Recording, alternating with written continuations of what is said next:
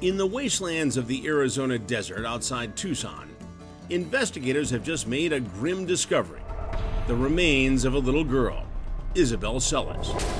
An adorable 6-year-old girl kidnapped and taken through her bedroom window in the dead of the night. I didn't even come and check on her. I should have come and checked on her. A dramatic new development in the cold case of a little girl lost. The Tucson Police Department will continue to actively pursue those responsible for any kind of involvement in Isabel's death and disappearance. Is Isabel's kidnapping connected to the case of another missing girl? Will investigators find answers in this surveillance video shot the night Isabel vanished? And will DNA solve this cold case that has baffled police and terrified families in Tucson? Isabel was the baby of the Celis family, adored by her parents Becky and Sergio and her 2 older brothers. She has her brothers around her fingers, so whatever she wanted them to do, they did. And she loves to paint, she loves to color and do things like that. And baseball. She loved playing baseball. It was just after 11 p.m. when Becky laid out Isabel's softball uniform for a game the next morning that she kissed her daughter goodnight. Then I'm like, okay, Isabel, you're getting really tired. It's probably time for you to go to bed, and you have to get up early, and so does Mom. The next morning, Becky goes to work, and Sergio goes to wake up Isabel for her game, but finds her bed empty. Boys are waking up at this point, and so I'm like, do you know where your sister's at? And they're like, no. And started looking everywhere, and then started saying, boys, help me find her. I don't know where she's at. Sergio and his sons frantically search the house and yard. Then one of the sons comes to him with chilling news. And I'm looking in the garage, and that's when Sergio came running in saying, Dad, her screen's laying on the back, her window's busted out. Sergio races to the backyard. He finds Isabel's bedroom window wide open. The screen is on the ground. It looks like someone snatched little Isabel from her own bed. Kind of, freaking out at this point, came back in here, called Becky at work. I can't remember the drive at all. I just know that I was freaking out and scared, and I just out of my mind. Becky calls 911, barely holding it together.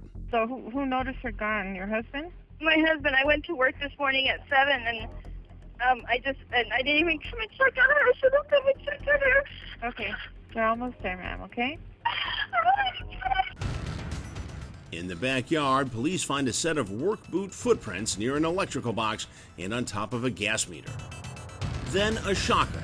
Cops turn the spotlight on Sergio, Isabel's father. While Becky's call to 911 appeared to be panicked, Sergio's was anything but. Hello, I need to report a missing child. I believe she was abducted from my house. Is Mom there also? She had just left for work. I just called her and I told her to get her back home. Sergio's explanation? He couldn't bring himself to believe his little girl had been taken. I didn't want to be frantic. I didn't want to be panicked. I wanted to be as articulate as I could. I didn't want to be misunderstood. As the months pass, the Celis family is put under the police microscope. From the beginning, the police said everybody's a person of interest. We're okay with going through the ringer and having everything part of our lives investigated, and by all means, go right ahead. What does Sergio say to people who assume he might have something to do with Isabel's disappearance? Nothing. I mean, I really don't know what to answer to that, because other than, you're wrong. It may appear to be suspicious behavior, but Sergio has never been named a suspect.